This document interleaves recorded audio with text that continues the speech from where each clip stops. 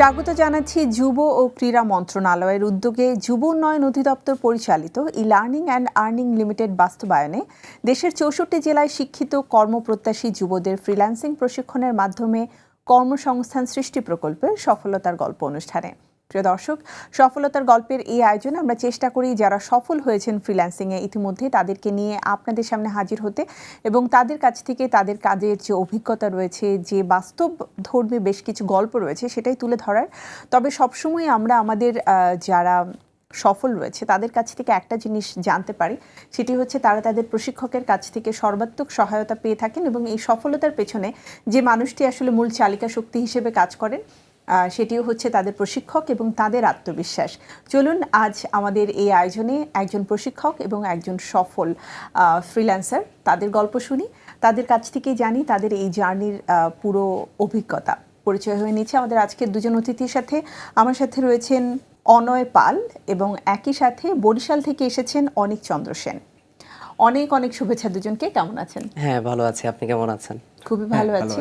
আপনাদের দুজনকে একসাথে পেয়ে খুব ভালো লাগছে, কারণ সবসময় আমরা যারা সফল হয়েছেন তাদের গল্প শুনি, তাদের কাছ থেকে তাদের প্রশিক্ষকদের অনেক গল্প শুনি, কিন্তু আজ প্রশিক্ষক পেয়ে গেছি।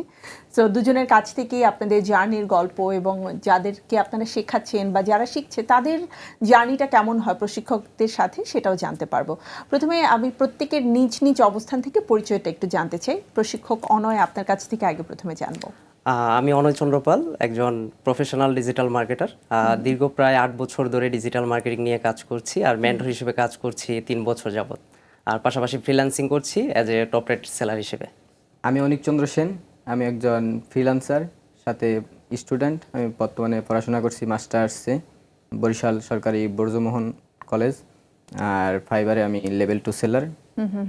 প্রায় 130-এর প্লাস অর্ডার আমি মানে 1 বছরে কমপ্লিট করছি। আমার জার্নিটা শুরু হয় জানুয়ারি 2025 সালের 31 থেকে। তার মানে 1 বছর 3-4 মাসের মতো আপনার টোটাল এই সেক্টরে কাজ করার অভিজ্ঞতা। সেক্টরটাই মানে ফ্রিল্যান্সিং জার্নিটাই হচ্ছে 1 বছর 3 মাস এরকম।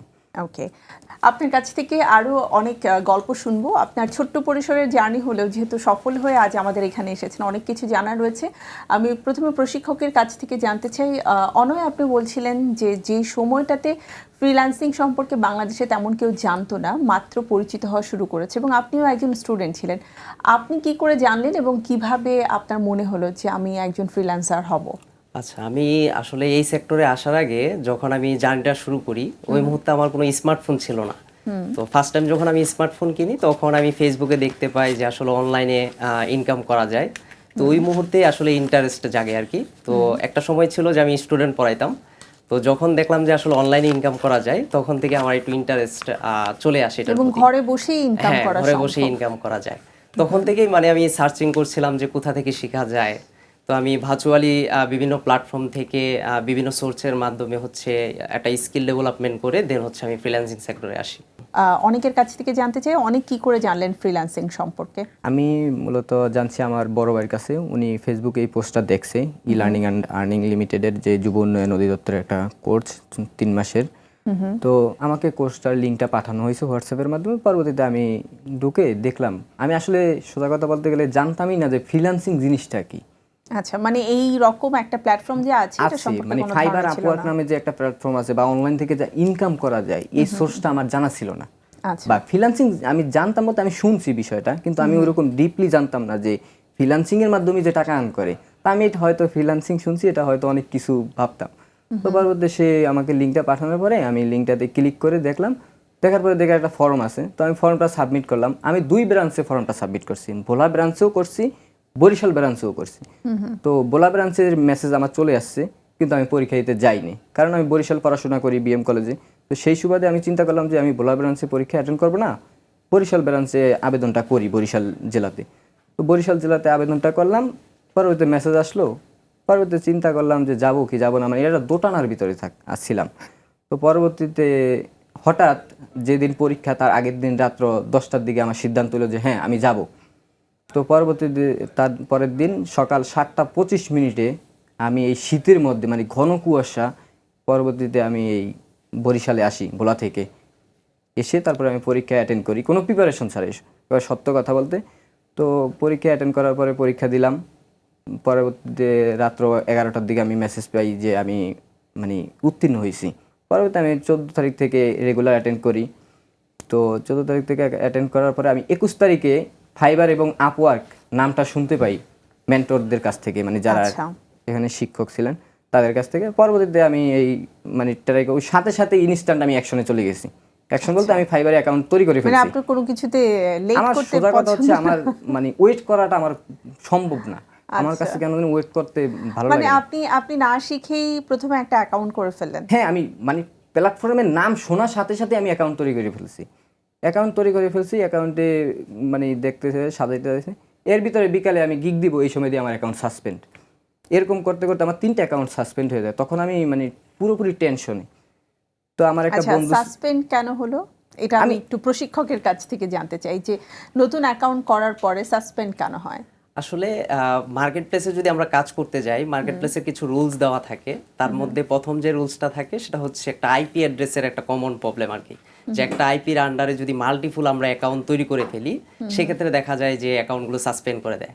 পাশাপাশি মার্কেট প্লেসে আমরা বায়ারের পার্সোনাল ইনফরমেশন নিতে পারি না, বা কোনো ধরনের সোশ্যাল মিডিয়া সাইট বা হচ্ছে কোনো কন্ট্যাক্ট ইনফরমেশন আমরা শেয়ার করতে পারি না।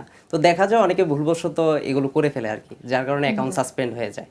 আবার তার এখানে মানে কিছু এটা যদি জ্ঞানটা একটু কম থাকে এই বিষয়গুলোতে, তখন এই ধরনের ভুলগুলো হয়ে যায় হ্যাঁ, নতুনদের। সাধারণত নতুনরা এগুলো বেশি ভুল করে আর কি। তো তাদেরকে যদি প্রপার একটা গাইডলাইন প্রথমেই দিয়ে দেওয়া যায় তাহলে সেক্ষেত্রে দেখা যায় আর এই প্রবলেমগুলো হয় না।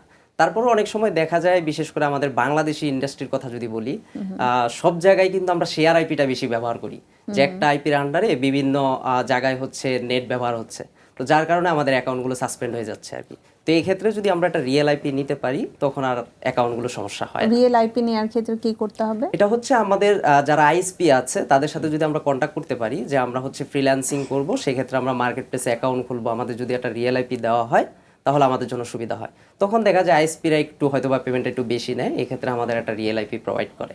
আর অনেকের নিশ্চয়ই তাহলে ভালো একটা এক্সপিরিয়েন্স তখন হয়ে গেছে যে অল্প বিদ্যা ভয়ঙ্কর, না জেনে কখনোই কোনো কিছুতে ঝাঁপ দেয়া যাবে না, তাই তো? হ্যাঁ, আমি মূলত বিষয়টা তো জানতাম না, তো আমি তো জেনে ডাইরেক্ট অ্যাকশনে চলে গেছি।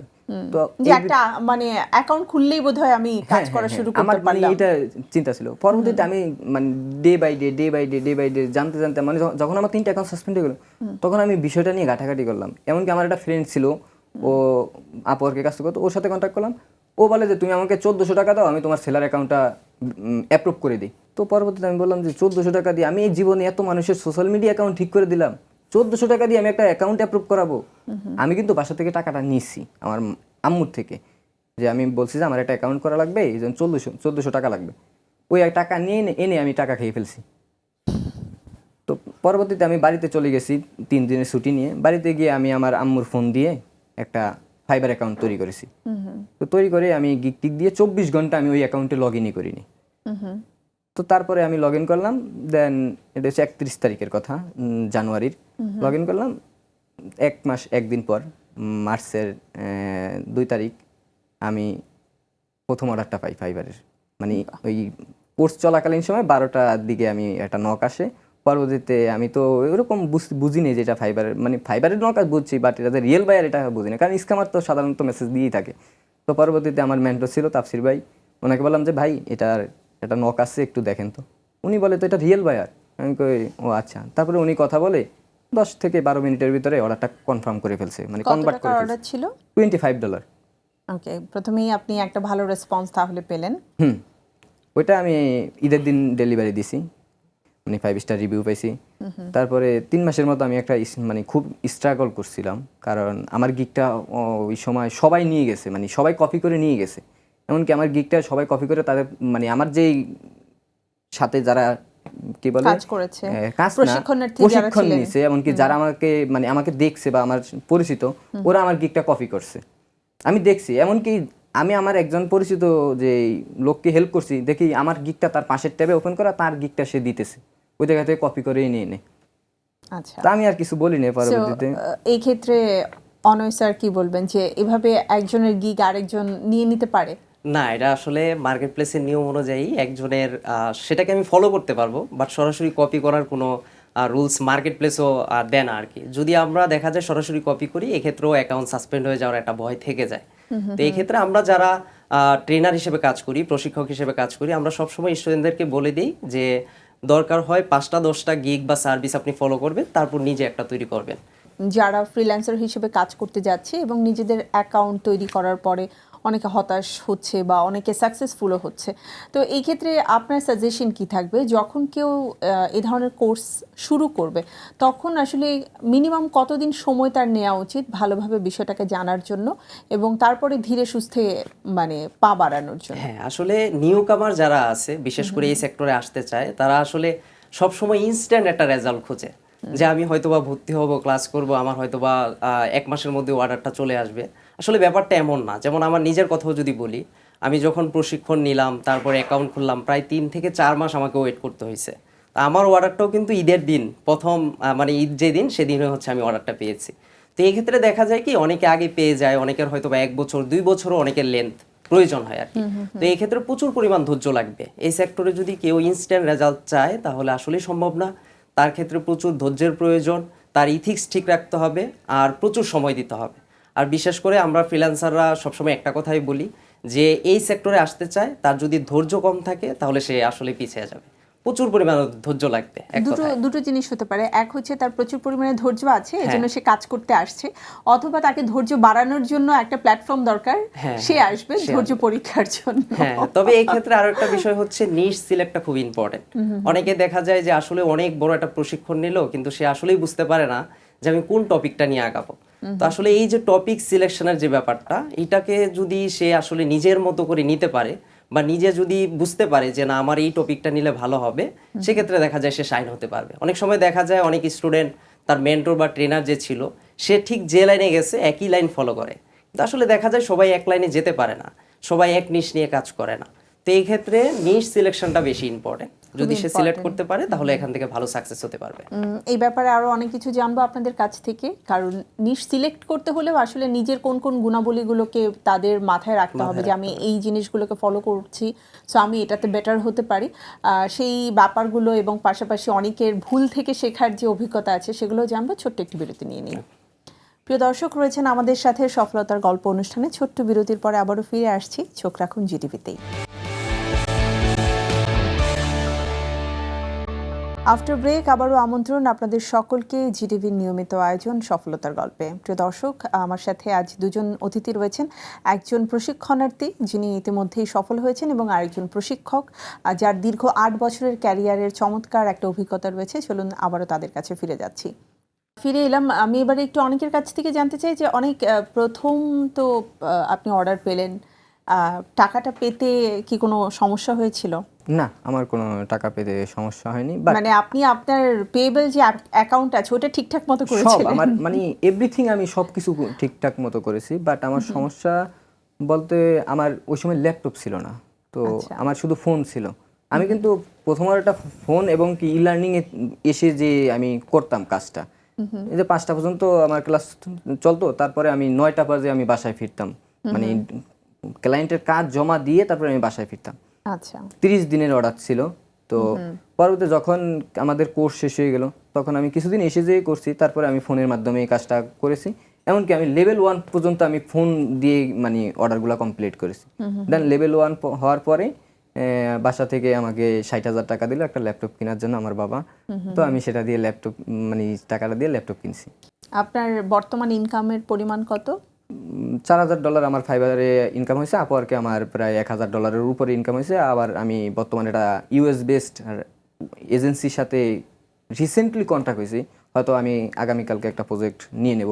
আজকে একটা প্রজেক্টের সাথে কথা হয়েছে প্রজেক্টের ব্যাপারে। তার মানে এই 1 বছর প্লাস জার্নিতে আপনি এখনো পর্যন্ত $5,000 থেকে $6,000 মতো আর্ন করেছেন। হ্যাঁ, এবং ইউএস বেসড কোম্পানির সাথেও মানে ইতিমধ্যে আপনার এগ্রিমেন্ট একটা হচ্ছে। এজেন্সির সাথে আমার তাহলে আপনি স্ট্রাগল করছেন, এই কথাটা কেন বলছেন? ওই যে ফাইবারে আমার অর্ডার বর্তমানে আসে না, যেটা ফেয়ার কথা। আমি রিসেন্টলি কিছুদিন আগে অর্ডার কমপ্লিট করেছি, এর ভিতরে নতুন কোনো আসে না। আর আমি আগে যেই সেক্টরে কাজ করতাম এখন সেই সেক্টর থেকে মুভ করছি। যেমন আমি আগে সোশ্যাল মিডিয়া মার্কেটিংয়ে কাজ করতাম, এখন বর্তমানে গুগল অ্যাডসে শিফট হয়েছি। আমি গুগল অ্যাডসের কোর্স আমার এখনও চলমান, বাট আমি যেই কোর্সটা মানে করছি সেটা সেই লেভেলের একটা কোর্স ছিল যে আমি এটা কোর্স বলা যাবে না, এটাকে বলতে হবে ইন্টার্নশিপ বলতে গেলে। কারণ একটা মানুষ, একটা টপ রেটেড সেলার আমার সাথে 5 মাস, মানে আমাদের সাথে 5 মাস আছে, সে আমাদেরকে 5 মাস শিখাচ্ছে এই গুগল অ্যাডসটা, তাহলে তার মানে এ জায়গায় তো আর বলার কিছু নেই। ডেফিনেটলি আপনাদের সাথে তার সিংটা খুব ভালো খুব হয়েছে ভালো। এবং পছন্দ হয়েছে। 450 মানুষ তার কাছ থেকে শিখতে পারছে। বাহ, চমৎকার। এত টাকা আর্ন করার পরেও সে বলছে যে সে স্ট্রাগল করছে এবং ফাইবারে তার সেভাবে করে এখনো পর্যন্ত কাজের অর্ডার আসছে না। এটার পেছনের কারণটা কি? আসলে ফাইবার বলেন, আপওয়ার্ক বলেন, তাদের অ্যালগোরিদমটা এমনভাবেই করা যে আসলে নতুন যারা আসে প্রথমে তাদেরকে একটু প্রায়োরিটি বেশি দেওয়া হয়। পরবর্তীতে দেখা যায় তারা যখন কিছু অর্ডার পেয়ে যায় তখন আবার নতুন যারা আছে তাদেরকে আবার একটু প্রায়োরিটি দেওয়া হচ্ছে। এটার কি একটা রিজন যে খুব অল্প টাকায় প্রজেক্ট? হ্যাঁ, এটাও আছে। কারণ হচ্ছে যারা নিউ কামার আছে তারা দেখা যায় হচ্ছে খুব কম প্রাইসে একটা সার্ভিস দিচ্ছে। তো এই ক্ষেত্রে দেখা যায় পুরাতন যে ক্লায়েন্টগুলো থাকে তারা দেখা যায় একদম অল্প টাকায় যদি একটা প্যাকেজ পেয়ে যায়, এক্ষেত্রে নতুনদের তারা হায়ার করে নেয়। তো যার কারণে দেখা যায় অর্ডার ভলিউমটা আবার একটু কমে যায় আর কি। তবে এটা ফাইবার বলেন, আপওয়ার্ক বলেন, প্রত্যেকটা মার্কেট প্লেসের এটা রুলস, তাদের অ্যালগোরিদমটা ওইভাবেই তৈরি করা যেন আসলে সবাইকেই একটা ভালো পারফরমেন্স যেন সবাই করতে পারে আর কি। তো এটা প্রত্যেকটা মার্কেট প্লেসে আছে আর কি। নিশ নিয়ে কথা হচ্ছিল যে তাকে জানতে হবে যে কোন নিশে কাজ করলে সে সাকসেসফুল হবে। তো এই যে অনেককে আমরা দেখলাম যে সে প্রথমে শুরু করেছে তারপরে কিন্তু আবার চেঞ্জ করেছে। তো এরকম তো অনেকেই নিশ্চয়ই আছে যে পরবর্তীতে তার ইন্টারেস্টটা চেঞ্জ হয়ে যেতে পারে, বাট নিশ কোনটা আমার জন্য বেটার হবে, কোন সেক্টরে গেলে আমি ভালো করব, এটা বোঝার জন্য আমার নিজেকে নিয়ে নিজেকে স্টাডি করতে হবে। হ্যাঁ হ্যাঁ, অবশ্যই। আসলে কি আপনি যখন ফ্রিল্যান্সিং সেক্টরে আসবেন তখন প্রথম কাজই হচ্ছে আপনার কম্পিটিটর অ্যানালাইসিস করা, যে আমি যে নিশটা নিচ্ছি এই নিশের চাহিদাটা আসলে কেমন, বা আগামী 10 বছর 20 বছর এটা কেমন থাকবে, এই জিনিসটা আপনাকে অ্যানালাইসিস করতে হবে। যেমন অনেকে আছে ডিজিটাল মার্কেটিং নিয়ে কাজ করে। ডিজিটাল মার্কেটিংটা কিন্তু আসলে বিশাল বড় একটা সেক্টর। এটার মধ্যে আবার অনেক সাব ক্যাটাগরি আছে। এখন প্রত্যেকটা সাব ক্যাটাগরি যে খুব একটা জনপ্রিয় তাও না, আবার কোনোটা থেকে কোনোটা কমও না। এখন আপনাকে বুঝতে হবে যে মার্কেটে এখন কি চলমান আছে বা সামনে কোনটা ট্রেন্ডিং এ থাকবে। এই জিনিসটা যদি আপনি অ্যানালাইসিস করে আগাতে পারেন তাহলে আপনি এখানে সাকসেস নিয়ে আসতে পারবেন। তো আপনাকে দেখে নিশ্চয়ই আরো অনেকেই চিন্তা করেছে যে আচ্ছা অনেকের যেহেতু হয়েছে আমাদেরও হবে, আমরাও ট্রাই করি। তো সবাই তো লার্নিং অ্যান্ড আর্নিং এর প্রশিক্ষণ হয়তো নেওয়ার সুযোগ পায়নি, তাদের জন্য আপনি কি কোনো প্রশিক্ষণের ব্যবস্থা করেছেন বা তারা কি আপনার সাথে কাজ করার সুযোগ পাচ্ছে? এখনো পর্যন্ত আমি ওরকম ভাবে চিন্তা করিনি যে আমি ভবিষ্যতে কি করব বা আমি টিম বিল্ড করব কিনা, বাট আমি যখন মানে গুগল অ্যাডসে কিছু প্রজেক্ট হয়ে যাবে, হয়তো আমার এই মাসের ভিতরে আমি আরও কিছু প্রজেক্ট, তখন হয়তো আমি টিম বিল্ডের কথা বা আমার লোক নেওয়ার চিন্তা ভাবনা করব। আচ্ছা, স্যার তো দীর্ঘদিন যাবৎ রয়েছেন, 8 বছরের ক্যারিয়ারে আপনি নিজেও একজন ফ্রিল্যান্সার। আপনার মানে সর্বোচ্চ আয়ের গল্প একটু জানতে চাই। সর্বোচ্চ আসলে এখন এভারেজে দেখা যায় প্রত্যেক মাসে $2,000 থেকে $2,500 থাকে, সেটা market place, out of market প্লেসেও। পাশাপাশি আমি একটা ইউএস এর একটা কোম্পানিতে কন্ট্রাকচুয়াল কাজ করছি আর কি, যেটা আমি লিঙ্কডইনের মাধ্যমে পেয়েছি আর কি। তো দেখা যায় আসলে পরিপূর্ণ সবকিছু মিলিয়ে $2,000-2,500 এভারেজে থাকে। তবে আমার সর্বোচ্চ এক মাসে ইনকাম হয়েছে $8,700 প্রায়। বিশাল বড় একটা অ্যামাউন্ট। তো স্টুডেন্ট থাকাকালীন সময়ে আপনার জার্নিটা শুরু হয় এবং এত অল্প সময়ে বেশ কিছু আমি বলবো প্ল্যাটফর্মে একই সাথে আপনি কাজ করছেন। আপনার পরিবার থেকে যখন শুরু করেছিলেন তখনকার মনোভাব কেমন ছিল আর এখনকার মনোভাব কতটা পরিবর্তন হয়েছে? আসলে আমি পরিবার থেকে প্রথম থেকে সাপোর্টটা পেয়েছিলাম। আমার বাবা মা সবসময় চাইতো যে আমি আসলে কিছু ভালো একটা কিছু করি আর কি। তো স্টুডেন্ট অবস্থায় আসলে আমার ইনকামের যে চিন্তা ভাবনাটা তখনই মাথায় চলে আসে আর কি। তো যখন তারা দেখলো যে না আমি অনলাইনে খুব একটা সময় দিচ্ছি, বিশেষ করে প্রথম অবস্থায় রাত জাগতে হয় অনেক, যদিও রাত জাগাটা কোনো ফ্যামিলি পছন্দ করে না, কিন্তু যখন স্পেশালি রাত জেগে কম্পিউটারে বসে থাকলে ওটা কোনো ফ্যামিলি সাপোর্ট করবে না। হ্যাঁ, তো এই ক্ষেত্রে দেখা যায় প্রথম অবস্থায় তারা বলতো যে রাত যেন না জাগি। আর আশা করি আপনি দেখলেও আমাকে বুঝতে পারছেন যে আসলে শরীরের যে ব্যাপারটা আর কি, যে দেখা যায় যে রাত জাগলে শরীরের একটা প্রভাব ফেলে। তো সবকিছু মিলিয়ে আসলে ফ্যামিলিগত সাপোর্ট পেয়েছি, আমি যথেষ্ট পেয়েছি আর এখনো পাচ্ছি স্টিল নাও। আর যেহেতু প্রশিক্ষক হিসেবে কাজ করছি এখনো রাত জাগতে হয়। দেখা যায় অনেক সময় রাত 1টা 2টা বাজে স্টুডেন্টরা নক করে, হ্যাঁ যে স্যার ক্লায়েন্ট মেসেজ দিয়েছে, সেখানে কি রিপ্লাই দিব। তো দেখা যায় তখন আমাদের ওইভাবে হচ্ছে আমরাই রিপ্লাইটা দিয়ে দিচ্ছি, তারা আবার কপি পেস্ট করে রিপ্লাই দিয়ে ক্লায়েন্ট থেকে কাজ নিয়ে আসতেছে। তো দিন শেষে আসলে ইনকাম করতে পারলে আসলে সব দিক দিয়ে সাপোর্ট পাওয়া যায়, নিজের মাইন্ডও ফ্রেশ থাকে, ভালো একটা পর্যায়ে যাওয়া যায়। আর যেহেতু আমরা রেমিটেন্স নিয়ে আসছি দেশে, তো এই ক্ষেত্রে আমি মনে করি যে আসলে এটা একটা ভালো একটা দিক। ফ্রিল্যান্সিং অ্যান্ড স্কিল ডেভেলপমেন্টের যে বিষয়টা রয়েছে সেটার গুরুত্ব সম্পর্কে আপনার কাছ থেকে একটু জানবো, বাট অনেকের কাছ থেকে জানতে চাই অনেক ভবিষ্যতে আর অন্য কোনো পেশায় নিজেকে নিয়োজিত করার ইচ্ছা আছে নাকি একজন ফ্রিল্যান্সার হিসেবে আপনি আপনার ক্যারিয়ার করবেন? আমি এখনো পর্যন্ত আমার মানে চিন্তাধারা এইটাই, আমি এখানেই আছি, মানে এখানেই থাকবো। আমার মানে সম্পূর্ণ চিন্তাধারা এটা, কারণ বাসা থেকে এখনোই স্টিল নাও আমাকে মাঝে মাঝে বলে যে ওই যাও জবে অ্যাপ্লাই করো বা বাইরে যাওয়ার কথা। তা আমি বলতেছি যে না, আমি যে যখন যখন আমি দেশে বসে ঘরে বসে নিজের ঘরে বসে খেয়ে বাবা মার সাথে কথা বলে হেসে তো সব কিছু আমি ডলার ইনকাম করতে পারি, সে তাহলে আমি কেন বাইরে যাব?